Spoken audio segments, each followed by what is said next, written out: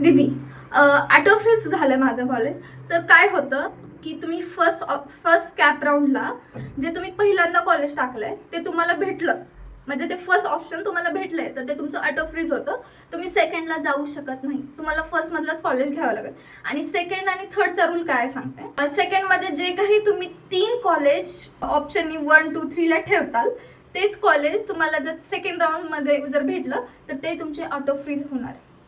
आणि थर्ड राऊंडमध्ये तुम्ही जे 6 ऑप्शन ठेवताल त्या 6 ऑप्शनमधलं तुम्हाला जर कॉलेज भेटलं, म्हणजे तुम्ही 10 ऑप्शन ठेवताय पण तुम्हाला त्या वरच्या 6 ऑप्शनमधलं तुम्हाला जर कॉलेज भेटलं थर्ड राऊंडला, तर ते तुमचं ऑटो फ्रीज होतं.